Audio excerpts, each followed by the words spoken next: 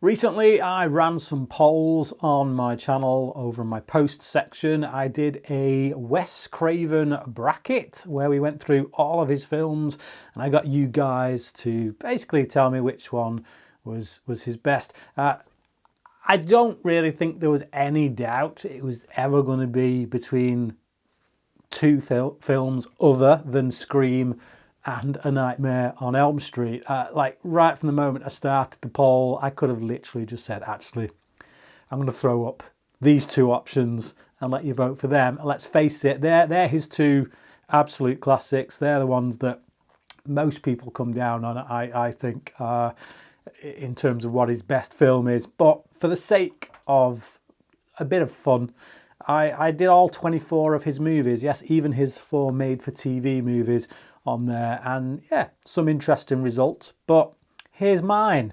I'm going to give you my ranking of all 24 Wes Craven movies, which I've recently watched. So they're pretty fresh in my memory. I'm going to start with the worst, make my way to the best. Let's go. Number 24 is The Hills Have Eyes Part 2. This was absolute dog turd. It was painful to get through. Took me a couple of nights to get through it, to be honest. I watched the first half hour and I was just like, you know what? I see why this film has a reputation that it does. It's terrible. I actually didn't mind the first one. For this kind of movie, you know, anyone who knows me knows I'm not generally into this kind of horror, your Texas Chainsaw Massacre type thing. It doesn't float my boat, and yet I was surprisingly engaged by that first film. This one, not so much. It's essentially a rerun of the first film. It's a sequel that Craven didn't want to make. He was kind of pushed into it by the studio. I think that's partly why he got to make A Nightmare on Elm Street, you know, one for me, one for you kind of deal. But yeah, this is definitely paint by numbers filmmaking. It's Craven just coasting, and it shows big time. When a dog in a movie starts to have a dream about the events from the previous movie, you know you're on shaky ground. And number 23 for me is The Serpent and the Rainbow, which I know is probably a controversial choice. This is regarded as one of Wes Craven's better movies. If you look at things like Letterboxd, IMDb, and you take in the scores for all of his movies, this is one that sits in the higher echelons of his work. I just found it dull as nuts. The voodoo stuff bores me to tears. The central character, just isn't really much of a character at all. He's just a reactionary. He's just someone who gets dumped in a situation and reacts to everything. I never really truly feel like I know this guy. Never truly feel like I get to grips with what he cares about most in the world. It's just some dude running around getting voodoo spells cast against him, and you're just waiting for him to get on with what you need him to do, which is fight back, win the day, and it's boring. It's really, really boring. Number 22 is My Soul to Take. This is a really poor kind of film, but it's watchable. I can watch it. It's got that, you know, early noughties horror vibe that kind of was born out of Wes Craven's Scream, you know, like that when Scream came out in 96, it brought back the horror genre, really. And we had a slew of all these, you know, teenagers in peril horror movies, and then like they had supernatural bent. Some were just straight up slashers, and yeah, this is the kind that's got the supernatural bent. It's from Wes Craven, who gave us Scream, so you would expect it to be of a certain quality, but it just isn't. And it's filled with awful CGI special effects that are kind of symptomatic of that period, that aren't scary. The story itself feels quite rote. It feels very reminiscent of a lot of the other movies that were around at this time. Craven wrote this one. It doesn't feel like he's really put his heart and soul into it. It just feels like he's rushed something out because he's not made something for a while kind of movie, and it's not good. Number 21, the first of Craven's made-for-TV movies to make this list, it's Night Visions. This is I don't know if you've ever seen Adaptation, the Nicolas Cage film. where he plays his twin brothers. One's a really great writer, one's a bit of a crappy writer, and the crappy writer one is like giving this story, and you can see that the good writer's kind of like, oh man, this is so bad. But this film feels like that story that the crappy writer is giving out, where the detective is hunting the killer, but actually the detective is the killer. I mean, that's not the twist in the end, but it has that similar kind of vibe about it. It feels like that writer wrote this.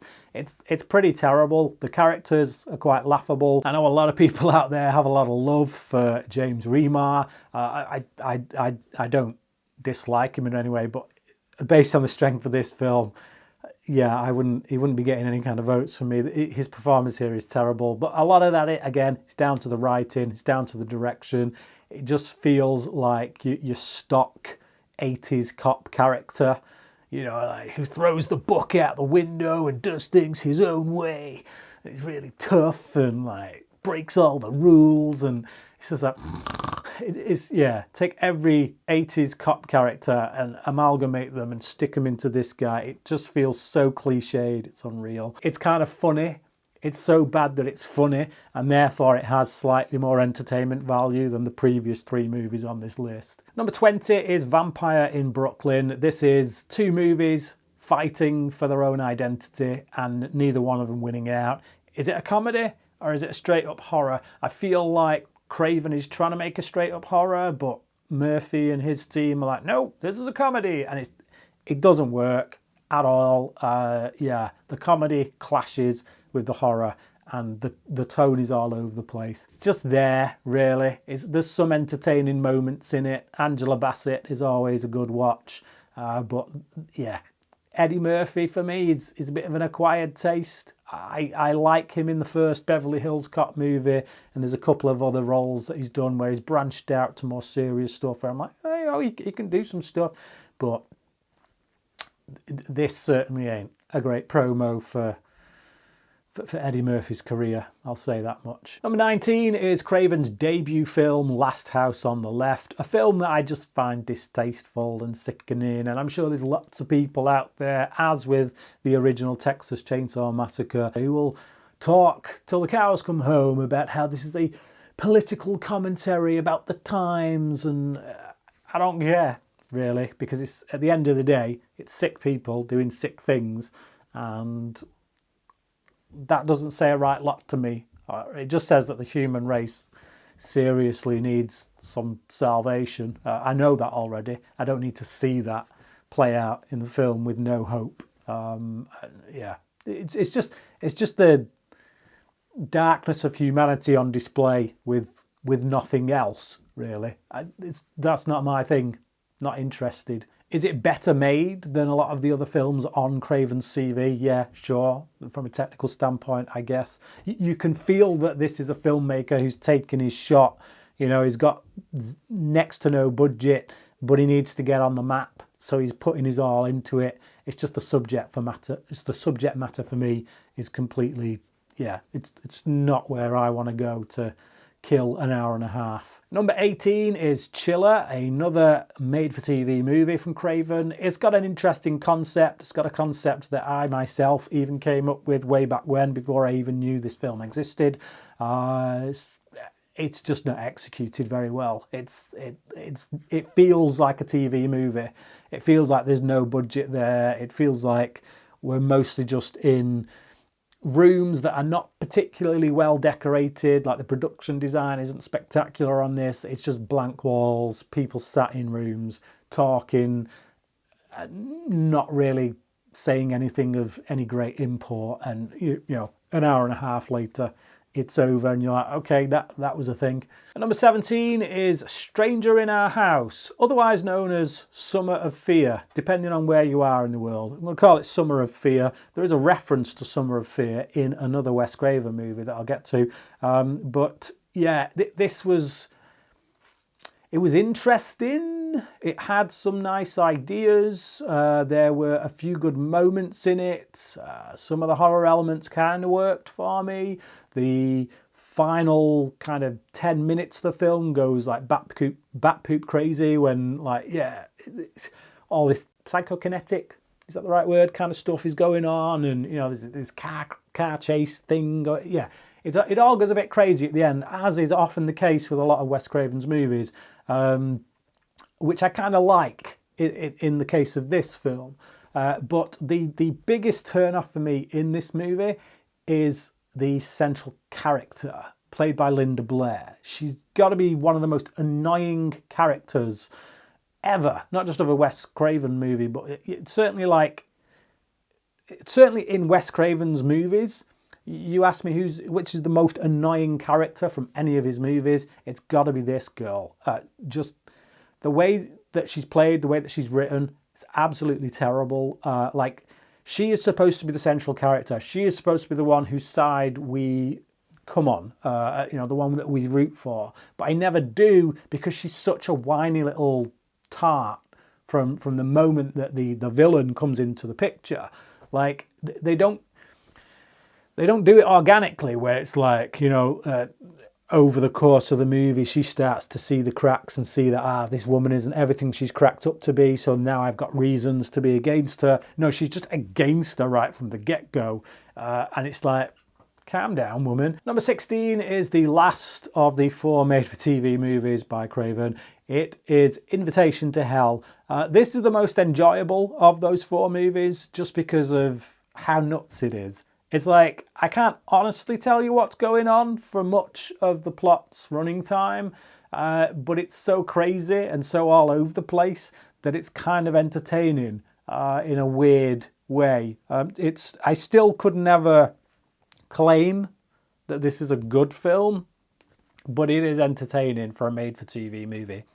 And it probably helped that because I watched it on YouTube, it is available on YouTube. On YouTube, you can increase the speed a little bit. So I got through it a bit faster. I think I put the speed up to like 1.25, and it made the film more entertaining. There's a lot of inconsistencies in it. Like, the film opens up with this it's like a really great opening, because it's like, whoa, that's a bit much in it, where this woman essentially blows this guy up with the power of her mind and that.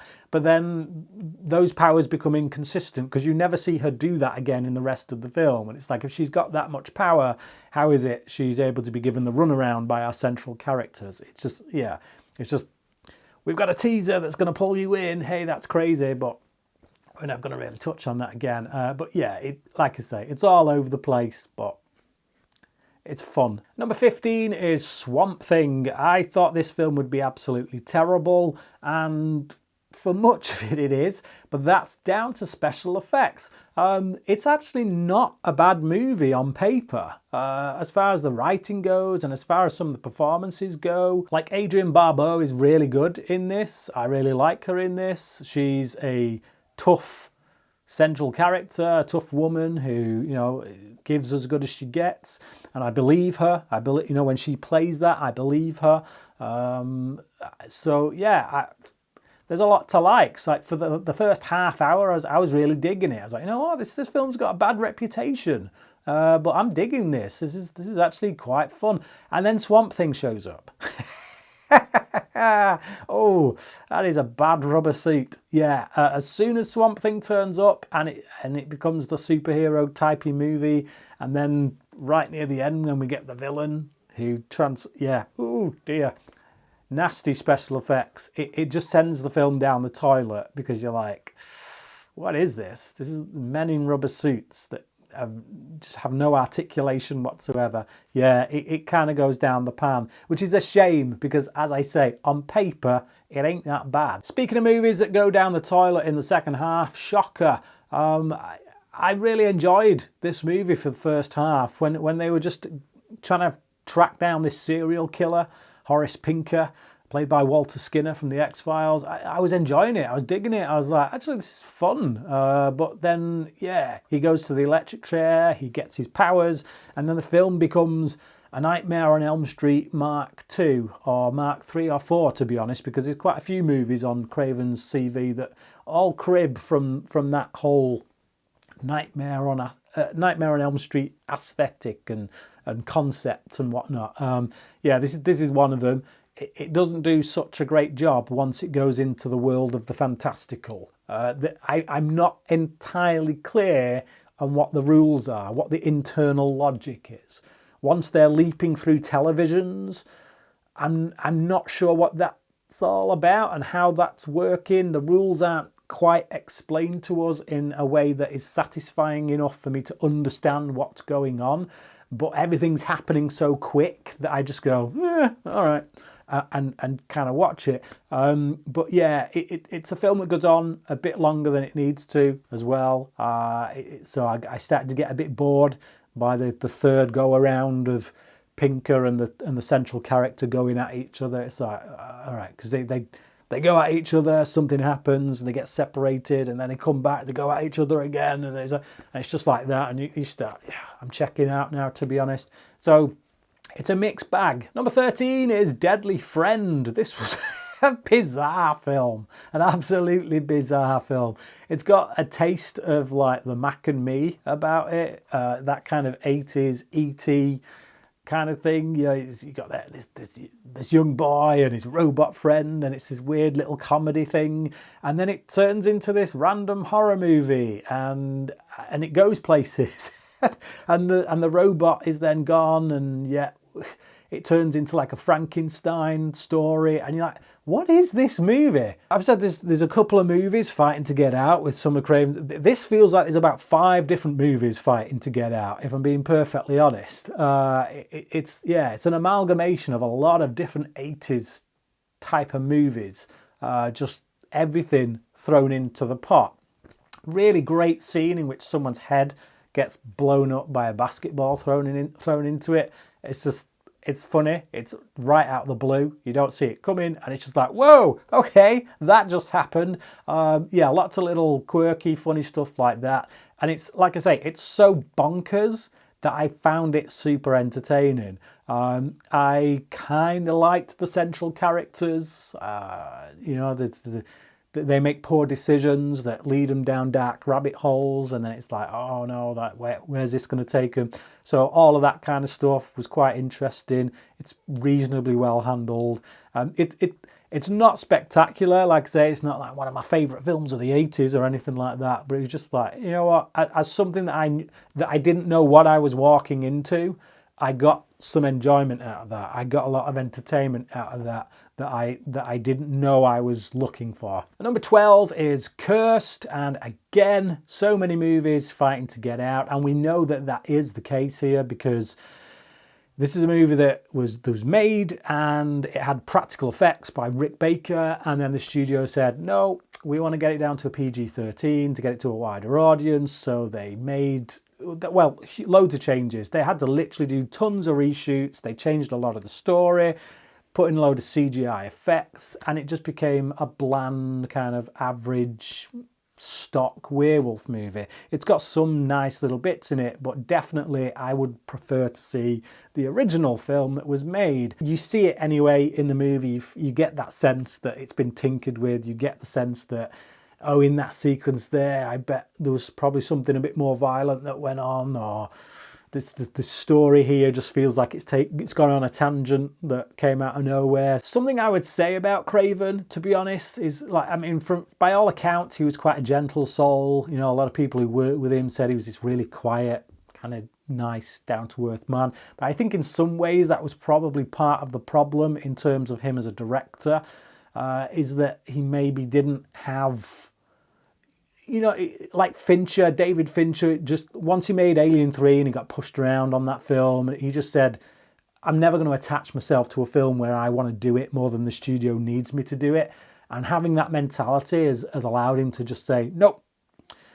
You know, if he gets given a mandate, gets dictated to, he's like, nope, find someone else, whatever. If I'm doing this film, I'm doing it my way. And I feel like Craven never had that. I think he made too many compromises with the studio throughout his career.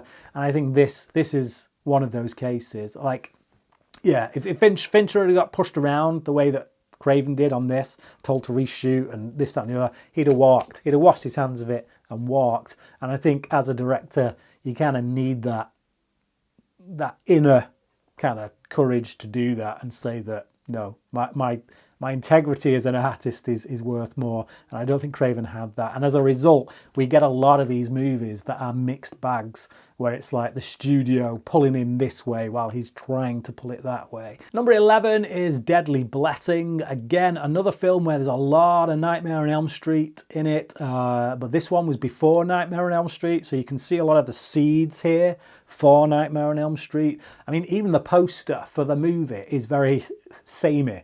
You look at the poster for this and Nightmare on Elm Street, it's a girl on a bed with a pair of hands coming down over the top of her head, only obviously on Nightmare, it's a glove, it's a glove with knives on it, so that's even scarier. But yeah, you can see how he's taken a lot of the stuff here, used it in Nightmare to better effect, shall we say. But yeah, this is kind of, it's got like a Witness vibe about it, like you're looking at like an Amish type community, and I feel like it plays on a lot of the stereotypes of Amish, and I mean, if I remember correctly, they're not actually Amish in this, or they try and say that they're not, but you're not kidding anyone. It's clearly meant to be like some kind of Amish community. You can't help but draw those correlations when you watch it. And I feel like it plays on a lot of those stereotypes that people have, the fears around the not understanding of that community, and so you project all this weird supernaturally type stuff onto them, and fine, that makes for a reasonably decent horror film, but it's hardly the most kind of progressive thinking, I would say. But yeah, and also Craven is putting in there his own experiences, being raised in a very religious home, from the sound of it, quite a weird background. His parents had some wacky beliefs, so I understand where that comes from as well, the desire to explore that and put a bit of that in there. But for the most part, it's a pretty decent film. But again, it seems to plague Craven's movies a lot, is that you get to the ending and he just goes wacky, like he's just too wacky in some cases, where like, oh, you've just thrown all your internal logic out the window. Like, this film ends, and it ends pretty well, I would say, but then there's a tacked on ending that's like the thing where, oh, is it over? No, it's not. It could all still be going on. And then you're just left thinking, again, if the main villain, if the demonic force had that level of power from the beginning, then what the hell is it doing using people, using these emissaries to do its work? And it throws everything that you've watched out the window for the sake of a final gag, so to speak. And you're left scratching your head thinking, why did you make those creative choices? Number 10 is The People Under the Stairs. I saw a little bit of this when I was a teenager, and it just weren't for me. I think the bit I saw would have been like some weird, depraved little bit about it that just turned me off straight away.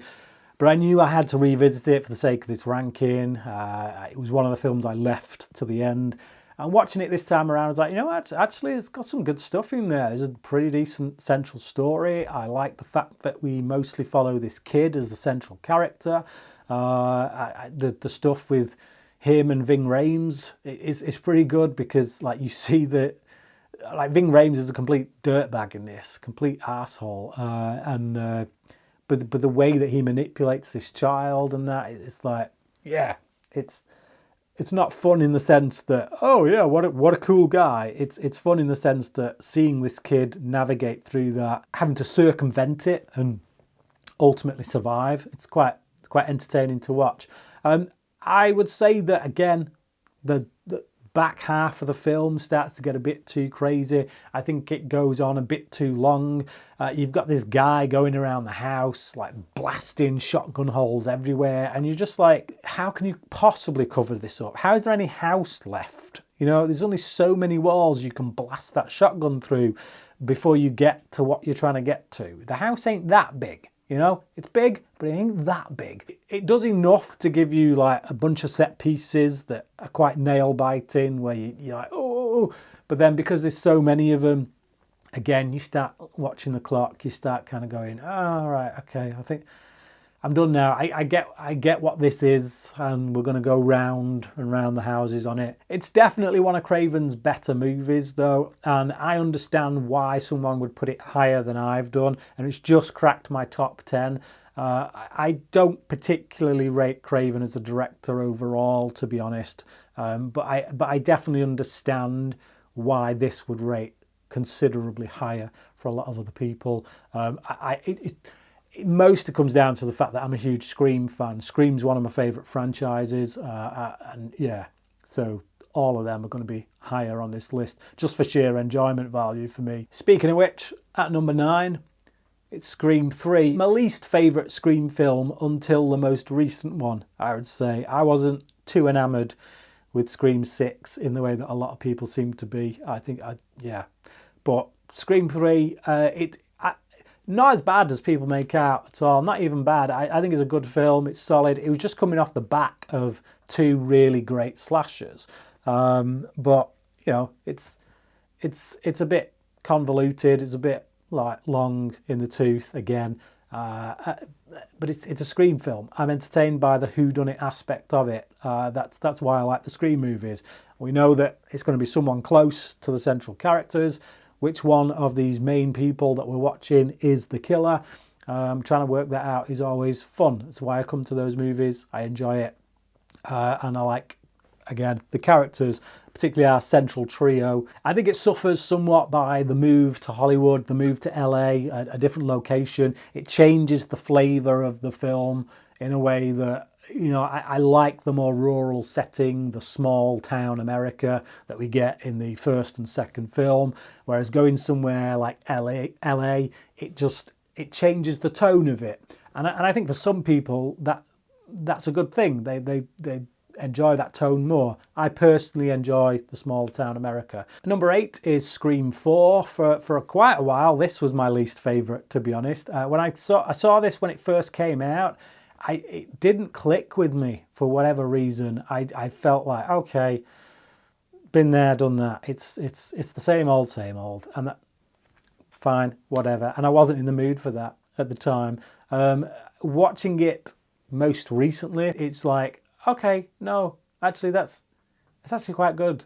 It's clever in some ways, as Scream does with each iteration. It takes where we're at in pop culture, what we're doing, how the technology's moved on, and it uses that within the story to comment on pop culture, on current trends, and I think this film does that pretty well. I think the back end of the film is where it suffers most. I feel like the conclusion gets a bit too Scooby-Doo, you know, with the final reveal and the villain talking about their plan and everything they got up to, and you're just like, dude, just kill them already. And then, yeah, all 3 of our main cast, again, surviving by the end. You're kind of like, you're pushing it now. You're pushing it. In this climax, when they're all going at each other, and still not one of them gets taken out, it was a bit, yeah, all right.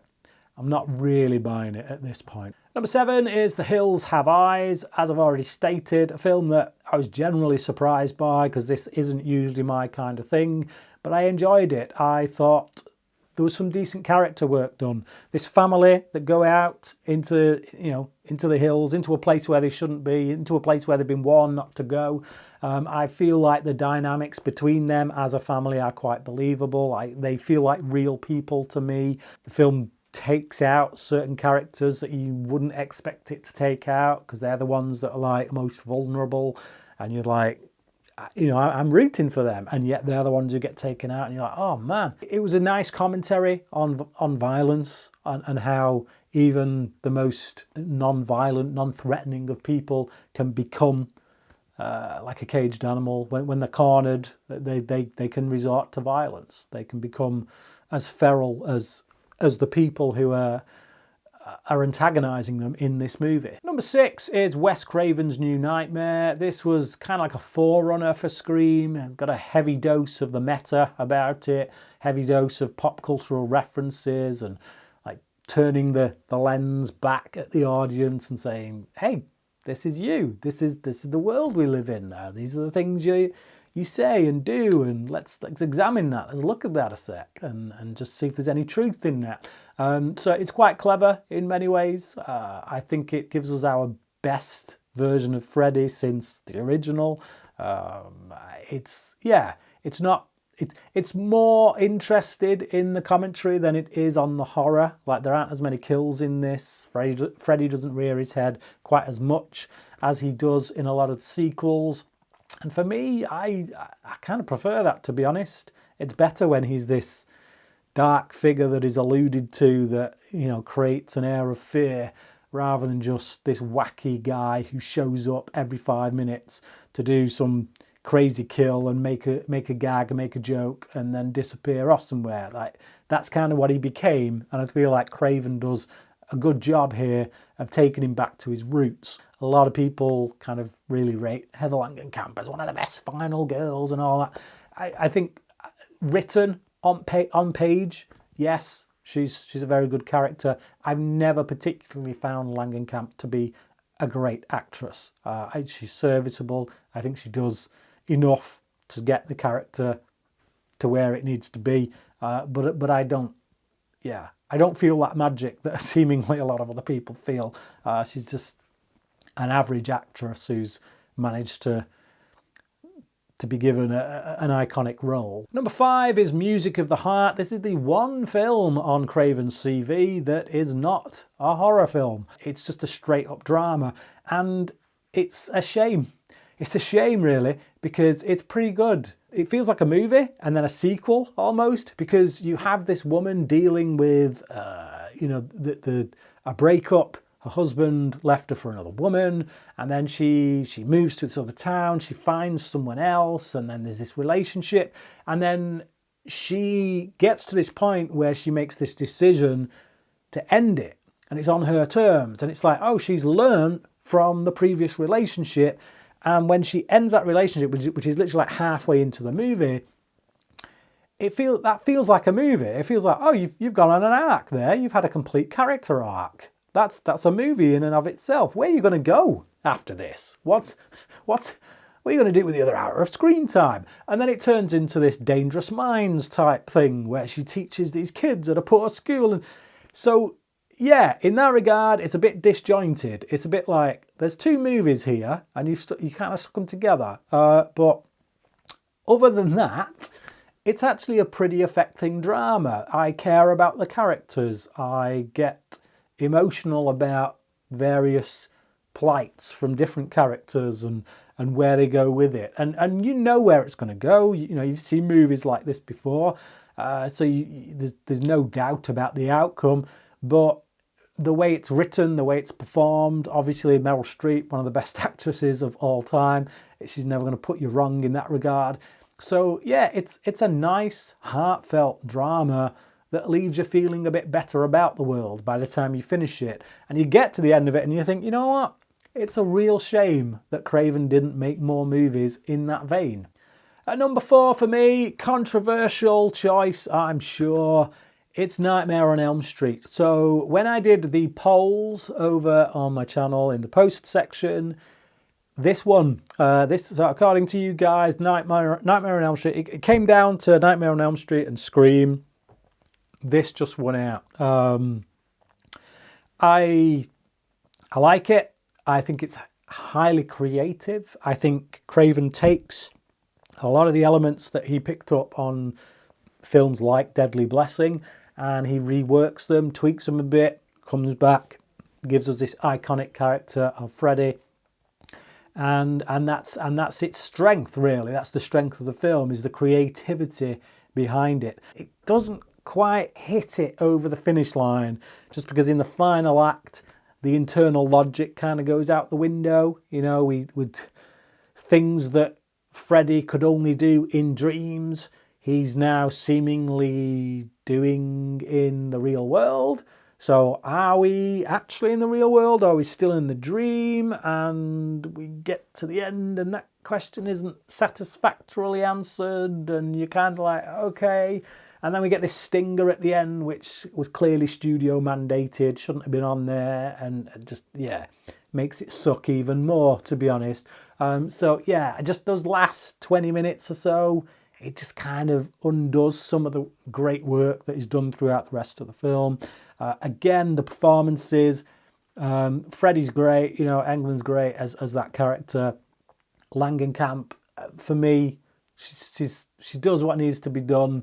I don't particularly rate her as a great actress. There are certain scenes in the film that, had they been given to, a Neve Campbell or a Drew Barrymore, that kind of person, would probably be able to do much more with it. Again, budgetary constraints, I would imagine, play into that a lot with regards to who you can pay to be in your movie.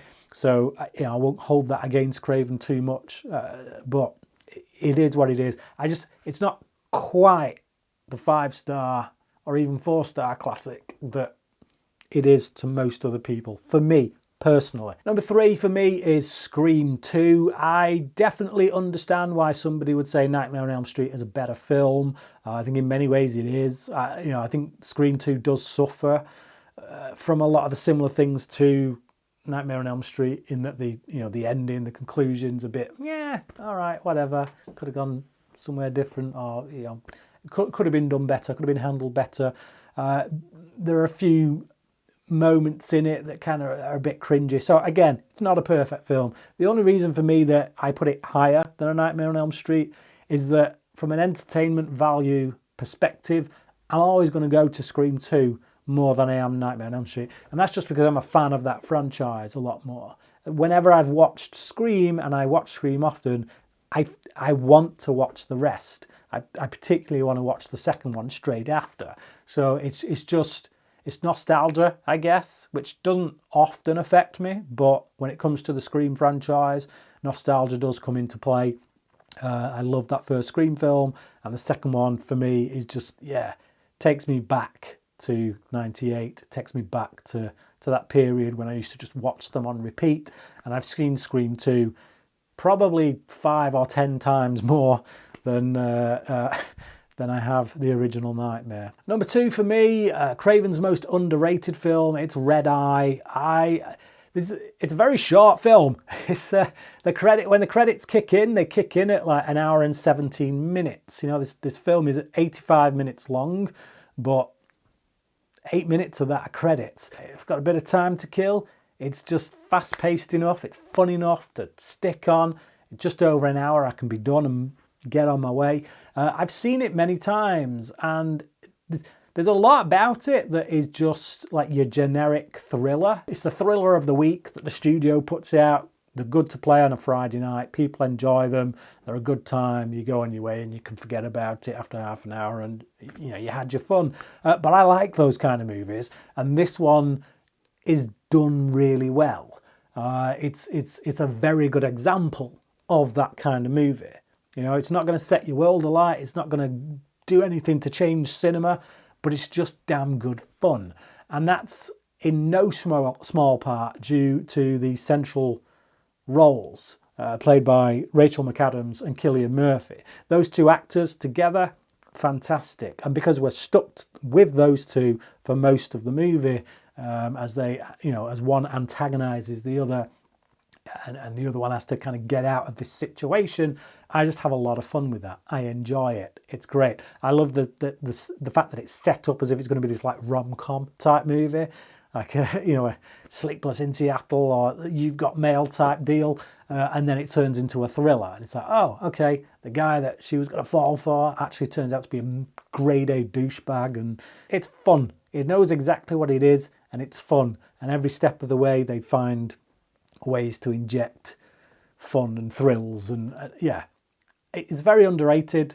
I like it. I know it isn't peak cinema, but personally, I don't think much of what Craven did is peak cinema. With that in mind, we get down to his last film. His number 1, it's Scream. I've talked about this film to death on my channel. I've reviewed it. I've had it in several rankings, at least 3 rankings. So I don't really want to go into it again, to be honest. But here we are. It's fantastic. Great film. Easily his best for me. Structurally, the pacing is great. It doesn't have those third act problems that Nightmare on Elm Street does. It sticks the landing, and it sticks the landing really well. It's got a really great third act, actually. I remember watching it way back when, the first time in '96. It was the first film I saw at the cinema 3 times because I was blown away by how well handled it was. Written by someone who had a very clear knowledge of the horror genre, and of the kind of movies that Craven himself was synonymous for. From a visual standpoint, I've never found Craven to be like one of those auteur directors. He knows where to put the camera. He knows what needs to happen in order to tell the story. He functions pretty well as a director for hire, I would say.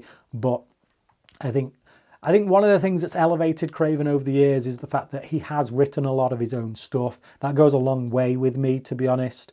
When you're talking about auteurs, there's this notion that someone who's just a director is considered an auteur when they didn't even write the damn thing. I will give that to Craven. He's written a lot of his own stuff. It's just that he wasn't the best of writers. If you look at the majority of the stuff he wrote, it's got a lot of issues, especially third act issues. Thankfully, he didn't write this. Williamson did, Kevin Williamson. He directs. He knows what to do. It's a genre he's comfortable in. And the stars aligned. Everything came together to give us a film that is an absolute classic for good reason. I've probably watched it more than any other horror film. I rewatched it so many times in my teenage years. So that for me is number 1. But there you go. Most of you have told me what your number 1 is in the polls. But if you want to talk about it a little bit more, then please do so down in the comments section. Would love to hear your thoughts on this ranking. Would love to know how you yourself would rank these movies. So please do let me know.